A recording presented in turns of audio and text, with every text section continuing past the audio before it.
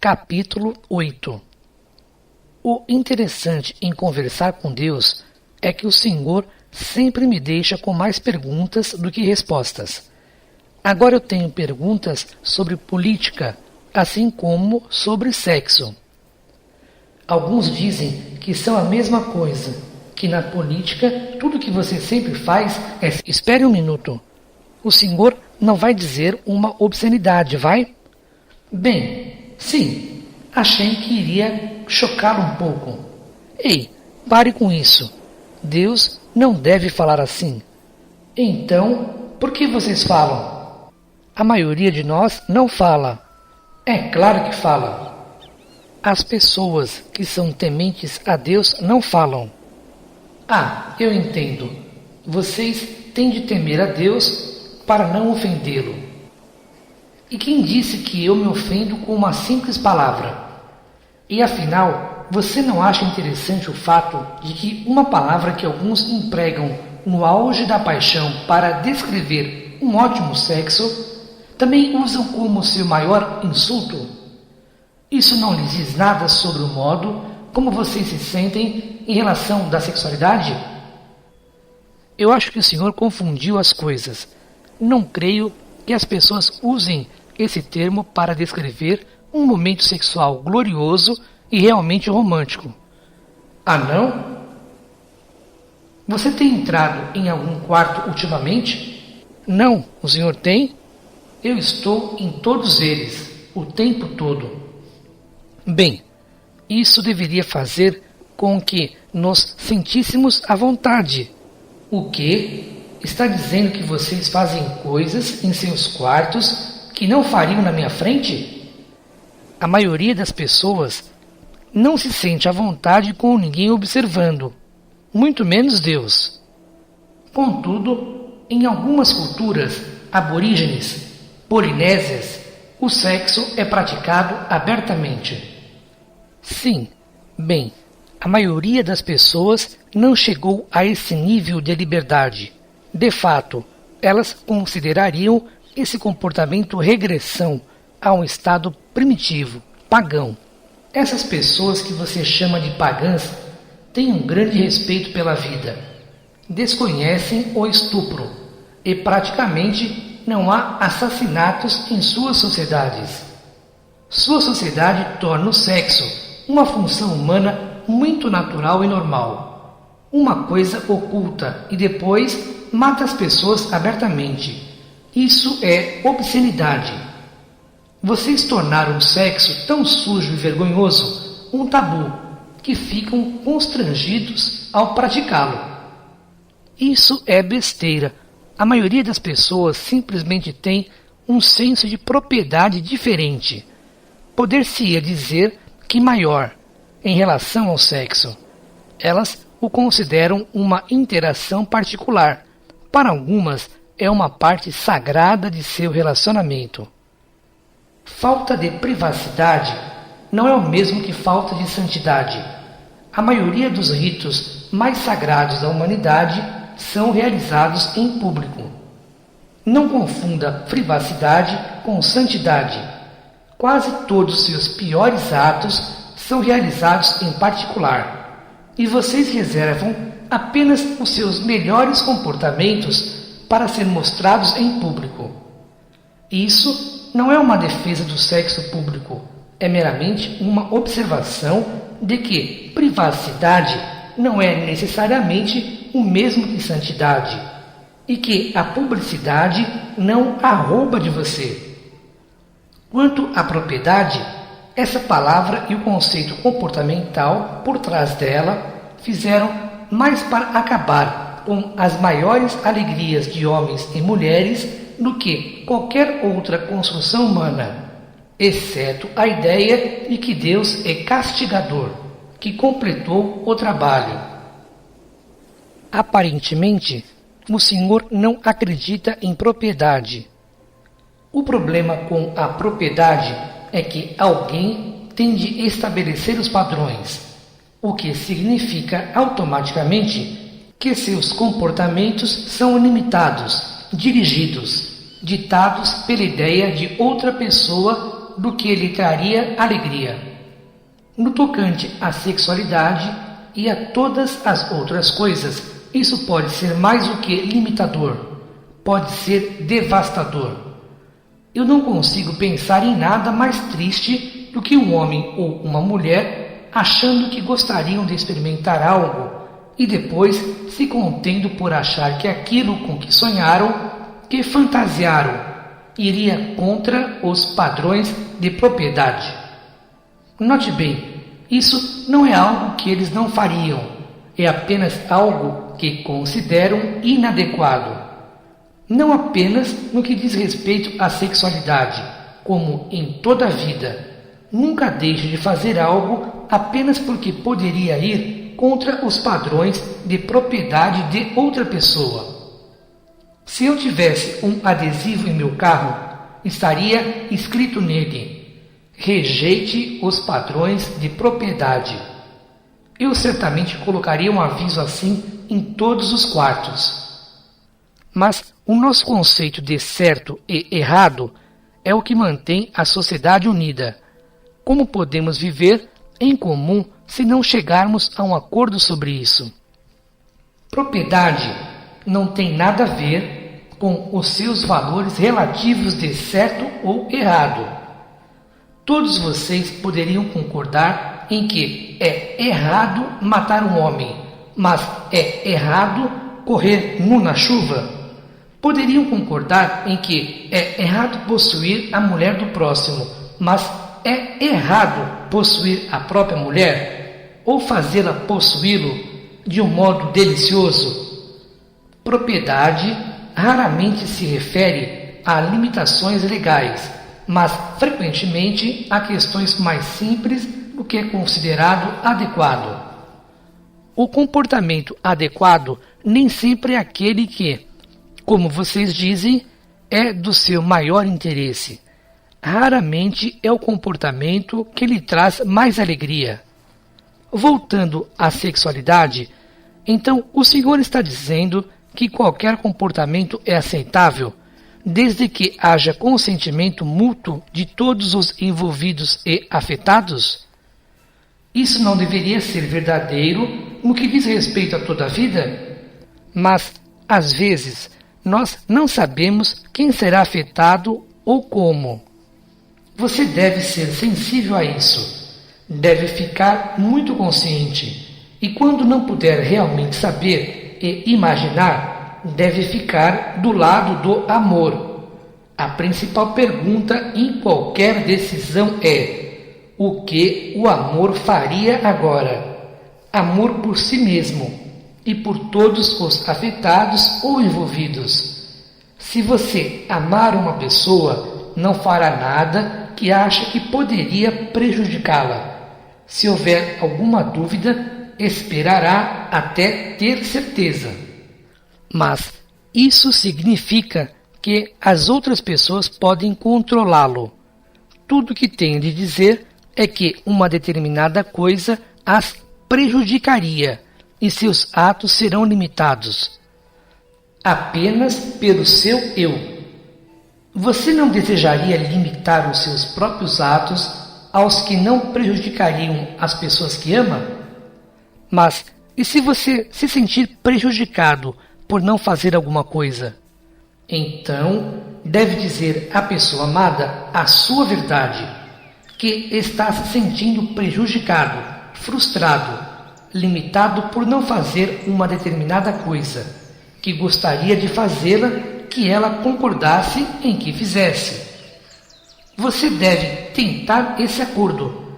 Tente chegar a um meio termo, uma linha de conduta que permita que todos saiam ganhando. E se essa linha de conduta não puder ser encontrada, então eu repetirei o que já disse. Trair a si mesmo para não trair outra pessoa é, apesar disso, traição. A maior traição. Seu Shakespeare disse isso de outro modo. Para seres verdadeiros, é certo que, como a noite segue-se ao dia, não pode ser desleal com nenhum homem. Mas o homem que sempre faz o que quer, torna-se muito egoísta. Não acredito que o senhor defenda essa atitude.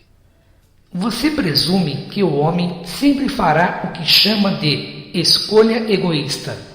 Eu lhe digo que ele é capaz de fazer a melhor escolha. Mas eu também lhe digo que a melhor escolha nem sempre é a escolha que parece ser boa para outra pessoa. Em outras palavras, às vezes temos de nos colocar em primeiro lugar.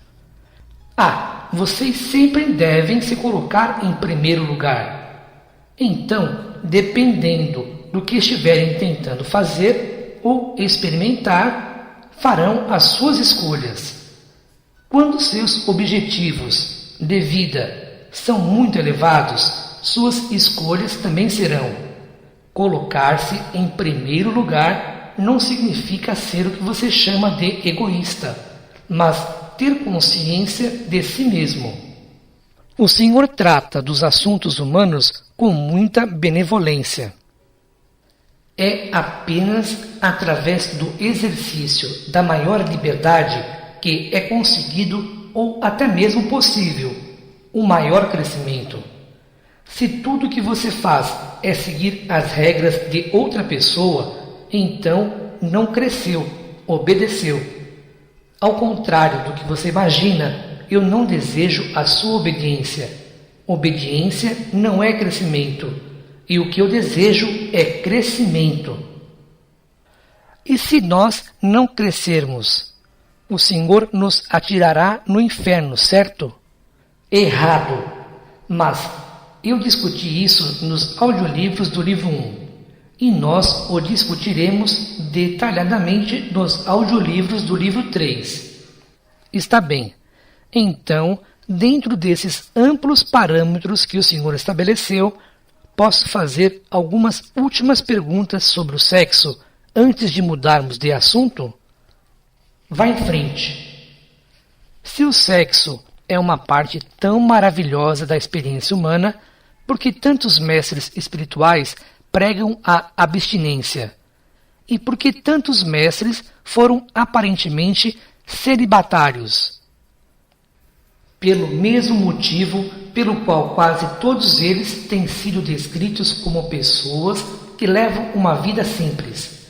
Aqueles que atingiram um alto nível de compreensão colocam seus desejos carnais em equilíbrio com suas mentes e almas. Vocês são seres de 3 partes e a maioria das pessoas se experimenta como um corpo. Até mesmo a mente é esquecida depois dos 30 anos. Ninguém lê mais, ninguém escreve, ninguém ensina, ninguém aprende. A mente é esquecida, não é alimentada, não é expandida. Nada lhe é acrescentado. O mínimo lhe é exigido. A mente não é estimulada, não é despertada, é aquintada, embotada. Vocês fazem tudo o que podem para torná-la ociosa. Televisão, filmes, revistas sensacionalistas, seja o que for que fizerem, não pensam, não pensam, não pensam. Portanto, a maioria das pessoas leva a vida em um nível carnal. Alimenta e veste o corpo, enche-o de porcarias. Elas não leem um bom livro, quero dizer, um livro com o qual possam aprender algo, há anos. Mas sabem toda a programação semanal da televisão. Há algo de muito triste nisso. A verdade é que a maioria das pessoas não quer ter de pensar. Elas elegem líderes, apoiam governos, adotam religiões que não exigem um pensamento independente. Facilite as coisas para mim, diga-me o que fazer. A maioria das pessoas quer isso. Onde eu me sento? Onde fico? Como deveria cumprimentar? Quando eu pago? O que você quer que eu faça? Quais são as regras? Quais são os meus limites? Diga-me, diga-me, diga-me, eu farei isso. Alguém apenas me diga. Então elas ficam desgostosas, desiludidas. Seguiram todas as regras, fizeram o que lhes foi ordenado, o que deu errado, porque isso se tornou desagradável, porque não deu certo. Deixou de dar certo no momento em que elas abandonaram as suas mentes, as melhores ferramentas criativas que já tiveram. É hora de você reconciliar-se com a sua mente. Seja um companheiro para ela, que tem se sentido muito só. Alimente-a, ela tem estado faminta. Alguns de vocês, uma pequena minoria, compreenderam que têm um corpo e uma mente. Trataram bem de suas mentes. Ainda assim, mesmo entre os que respeitam suas mentes e as coisas da mente, poucos aprenderam a usar mais de 1/3 da sua capacidade. Se soubessem do que suas mentes são capazes, nunca parariam de partilhar suas maravilhas e seus poderes. E se você acha pequeno o número de pessoas que põe em equilíbrio em sua vida corpo e mente, o número que se vê como um ser de 3 partes, corpo, mente e espírito, é mínimo. Contudo, vocês são seres de 3 partes. Você é mais do que seu corpo, é mais do que um corpo com uma mente. Você está cuidando da sua alma, está ao menos notando-a, está curando-a ou ferindo-a, está crescendo ou diminuindo, está se expandindo ou restringindo. Sua alma está tão solitária quanto a sua mente? É ainda mais negligenciada? Quando foi a última vez que você sentiu que a sua alma estava sendo manifestada? Que chorou de alegria? Escreveu poesia? Compôs música? Dançou na chuva? Assou uma torta? Pintou alguma coisa? Consertou algo que estava quebrado? Beijou um bebê? Encostou um gato em seu rosto? Subiu uma colina? Nadou nu? Caminhou durante o pôr do sol? Tocou harmônica? Conversou até de madrugada? Fez amor durante horas em uma praia, no bosque? Harmonizou-se com a natureza? Procurou Deus? Quando foi a última vez que você se sentou sozinho em silêncio, viajando para a parte mais profunda de seu ser? Quando foi a última vez que disse olá para a sua alma? Quando você vive como uma criatura de só uma faceta, preocupa-se muito com os assuntos do corpo: dinheiro, sexo, poder, bens materiais, estimulações físicas e satisfações, segurança, fama, ganho financeiro. Quando você vive como uma criatura de 2 facetas, também se preocupa com os assuntos da mente: companheirismo, criatividade, estimulação de novos pensamentos, novas ideias, criação de novos objetivos, novos desafios, crescimento pessoal. Quando você vive como um ser de 3 partes, finalmente fica em equilíbrio consigo mesmo. Suas preocupações incluem assuntos da alma, identidade espiritual, objetivo de vida, relacionamento com Deus, caminho para a evolução, crescimento espiritual, destino final. Quando você evolui para estados de consciência cada vez mais elevados, realiza plenamente todos os aspectos de seu ser.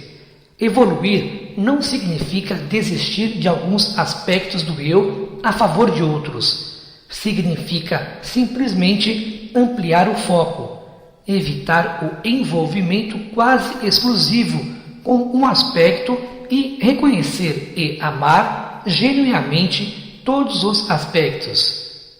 Então, por que tantos mestres defendem uma completa abstinência do sexo? Porque eles não acreditam que os seres humanos podem chegar a um equilíbrio.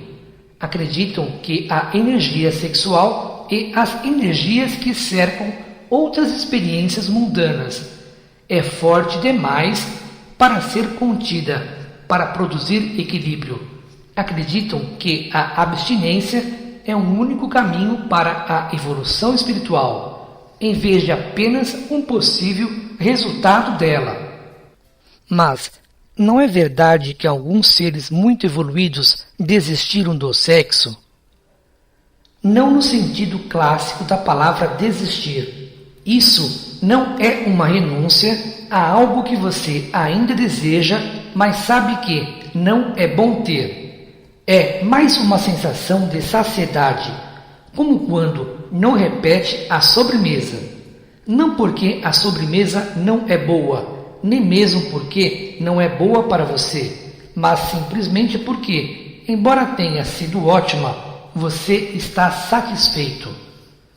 Quando você consegue diminuir o seu envolvimento com o sexo por esse motivo, pode desejar fazer isso. Como não desejar? Pode nunca decidir que está satisfeito e sempre querer essa experiência em equilíbrio com as outras experiências da sua vida. Não há nada de errado em agir assim. As pessoas sexualmente ativas não são menos qualificadas para a iluminação, menos evoluídas espiritualmente do que as sexualmente inativas.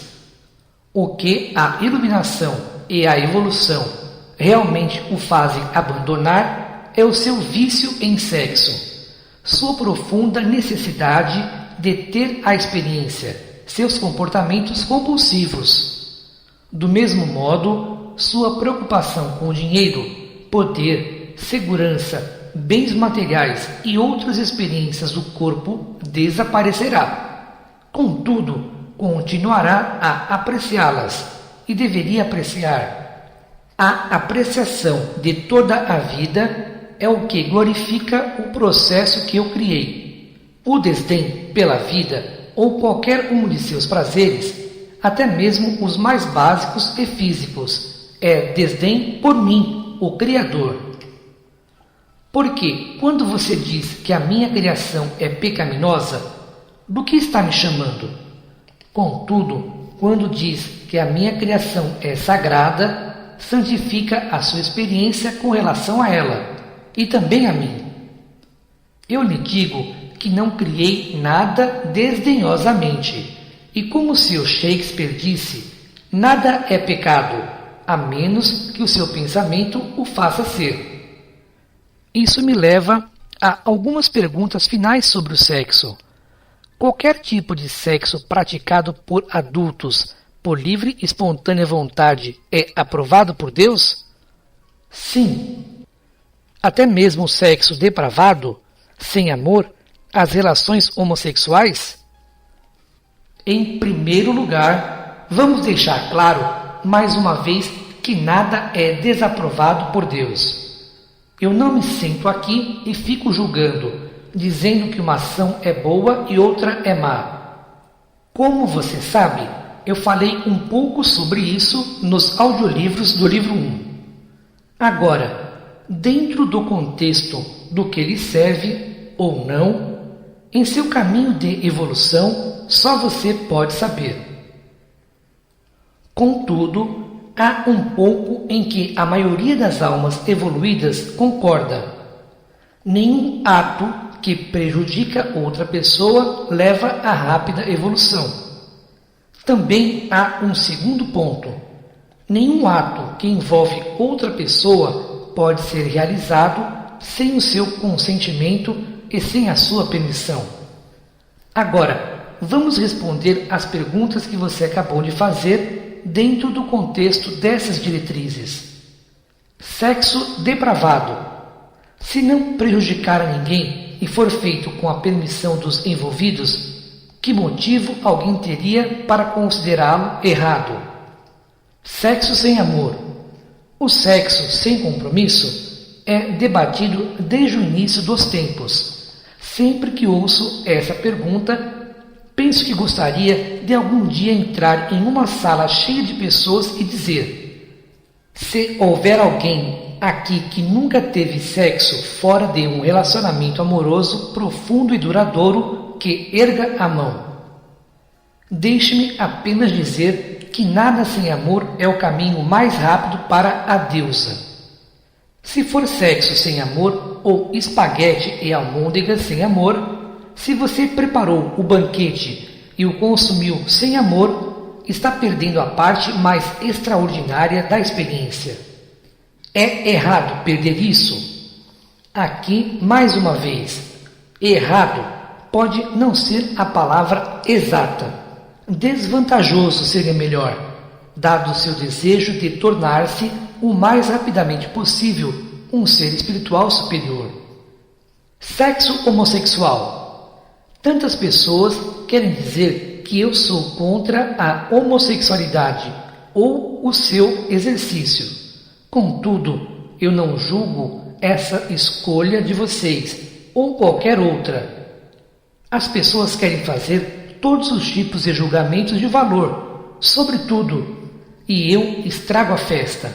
Não quero juntar-me a elas nesses julgamentos, o que é especialmente desconcertante para aqueles que dizem que eu os originei. Eu realmente observo que houve um tempo em que as pessoas pensavam que o casamento entre raças diferentes não era só desaconselhável, mas contra a lei de Deus. Surpreendentemente, algumas ainda pensam isso.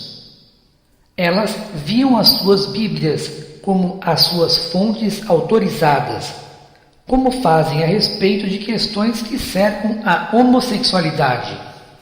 O Senhor quer dizer que pessoas de raças diferentes podem se unir pelo casamento? A pergunta é absurda, mas nem de perto tão absurda como a certeza de alguns de que a resposta é não. As perguntas sobre a homossexualidade são igualmente absurdas? Você é quem decide. Eu não tenho um julgamento sobre isso, ou coisa alguma. Sei que vocês gostariam que eu tivesse. Isso tornaria as suas vidas muito mais fáceis, sem decisões a tomar. Decisões difíceis. Tudo seria decidido para vocês. Não teriam de fazer nada além de obedecer. Isso não seria bem uma vida, pelo menos em termos de criatividade e poder pessoal, mas, por outro lado, não haveria estresse. Deixe-me fazer-lhe algumas perguntas sobre sexo e filhos. Em que idade é apropriado permitir às crianças tornarem-se conscientes da sexualidade como uma experiência de vida? As crianças têm consciência de si mesmas como seres sexuais, o que quer dizer como seres humanos, desde o início de suas vidas. O que muitos pais em seu planeta fazem agora é tentar não estimulá-las a perceber isso. Se a mão de um bebê vai para o lugar errado, vocês a tiram dali. Se uma criança pequena começa a encontrar momentos de satisfação sexual no prazer inocente proporcionado por seu próprio corpo, vocês reagem horrorizados e passam essa sensação de horror para ela. A criança se pergunta: o que eu fiz? O que eu fiz? Mamãe está furiosa. O que eu fiz? Com a sua raça de seres, isso não tem sido uma questão de quando vocês tornam o sexo conhecido para os seus filhos, mas de quando param de exigir que eles neguem as suas próprias identidades como seres sexuais.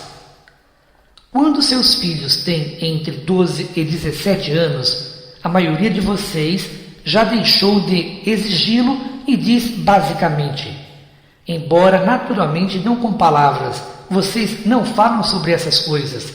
Está bem, agora vocês podem notar que têm partes sexuais e coisas sexuais a fazer com elas. Contudo, a essa altura, o mal já foi feito. Durante 10 anos ou mais, seus filhos aprenderam que deviam sentir vergonha dessas partes do corpo.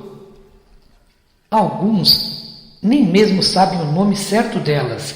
Ouvem desde algo como bumbum para suas nádegas a palavras que alguns de vocês se esforçam para inventar, para evitar dizer simplesmente pênis ou vagina. Tendo assim ficado muito claro que todas as coisas relacionadas com aquelas partes do corpo devem ser escondidas, não mencionadas e negadas, seus filhos entram na puberdade sem saber o que fazer com o que está acontecendo com eles. Não tiveram preparação alguma. Então, é claro que se portam mal, reagindo às suas próprias e mais prementes necessidades de modo desastrado, se não impróprio. Isso não é necessário e nem útil para seus filhos, muitos dos quais entram em suas vidas adultas com tabus sexuais, inibições e grandes bloqueios.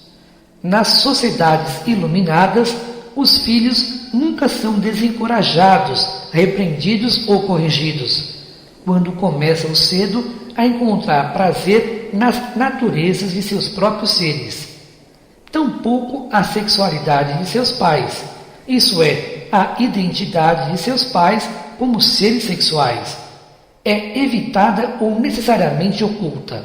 Os corpos nus dos pais, dos filhos ou dos seus irmãos são vistos e tratados como sendo totalmente naturais e maravilhosos, não como coisas de que devem se envergonhar. As funções sexuais também são vistas como sendo totalmente naturais e maravilhosas.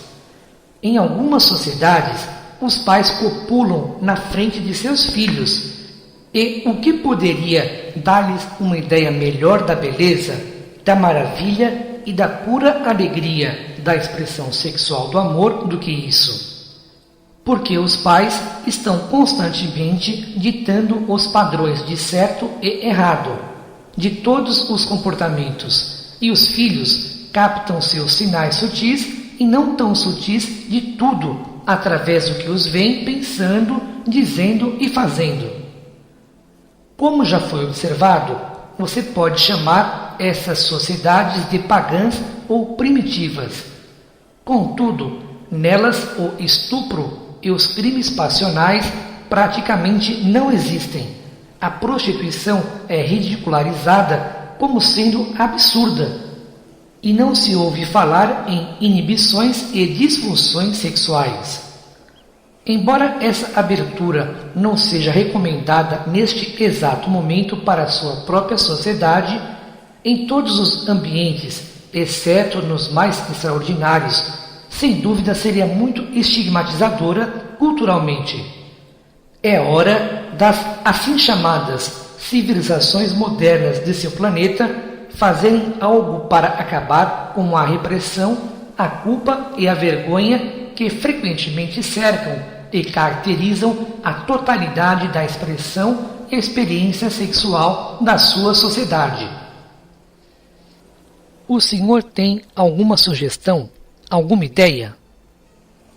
Parem de ensinar a seus filhos, desde o início de suas vidas, que as coisas relacionadas com o funcionamento muito natural de seus corpos são vergonhosas e erradas. Parem de demonstrar-lhes que tudo que é sexual deve ser escondido. Permitam-lhes ver e observar o lado romântico de vocês. Deixem-nos vê-los abraçando-se, tocando-se e acariciando-se suavemente.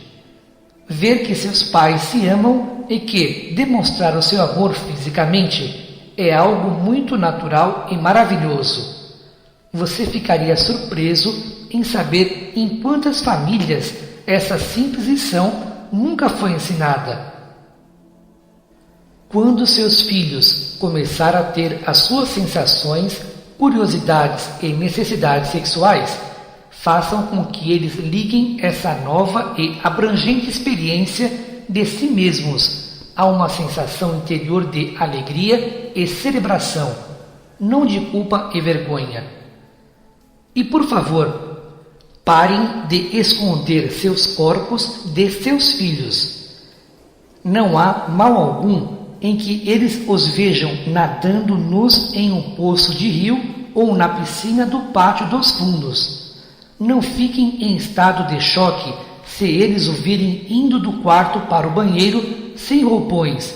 Parem com essa enorme necessidade de se cobrir. evitar todas as oportunidades, embora inocentes, de se mostrar para seus filhos como seres com suas próprias identidades sexuais.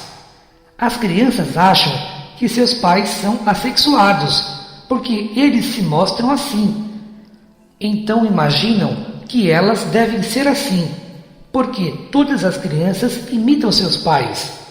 Os terapeutas dizem que alguns filhos adultos têm, até hoje, muita dificuldade em imaginar seus pais fazendo aquilo, o que, é claro, enchem esses filhos, agora seus pacientes, de raiva, culpa ou vergonha, porque naturalmente desejam fazê-lo e se perguntam o que há de errado com eles. Então, falem sobre sexo com seus filhos, riam do sexo com seus filhos, ensinem, permitam, lembrem e mostrem a eles como celebrar a sua sexualidade. É isso que vocês podem fazer por seus filhos, e façam-no desde o dia em que nascerem, com o primeiro beijo, o primeiro abraço e o primeiro carinho que receberem de vocês, e que os virem recebendo de seus parceiros. Obrigado, obrigado. Eu tinha muitas esperanças de que o Senhor trouxesse um pouco de sanidade para esse tema. Mas tenho uma última pergunta. Quando é apropriado discutir especificamente a sexualidade com seus filhos? Eles lhes dirão quando chegar a hora. Cada criança deixará isso claro, se vocês realmente estiverem atentos. De fato, esse é um processo gradual, e vocês saberão o modo apropriado para a idade de seus filhos de lidar com o desenvolvimento da sexualidade se tiverem acabado com seus próprios bloqueios em relação a ela. Como fazemos isso? Façam o que é preciso. Participe de um seminário. Vão a um terapeuta. Juntem-se a um grupo. Leiam um livro. Meditem sobre ele. Descubram uns aos outros. Acima de tudo, descubram novamente uns aos outros como homens e mulheres. Reexaminem, recuperem e reclamem as suas próprias sexualidades. Celebrem isso. Apreciem isso, admitam isso, admitam com alegria as suas próprias sexualidades e então poderão incentivar seus filhos a admitir as deles. Mais uma vez, obrigado. E agora, deixando de lado as considerações sobre os filhos e voltando ao tema mais amplo da sexualidade humana, eu tenho mais uma pergunta para lhe fazer. E ela pode parecer frívola e até mesmo desrespeitosa, mas não posso deixar esse diálogo terminar sem fazê-la. Bem, pare de se desculpar e apenas faça a pergunta. Está bem. O sexo pode ser excessivo? Não, é claro que não, mas a necessidade de sexo pode ser excessiva.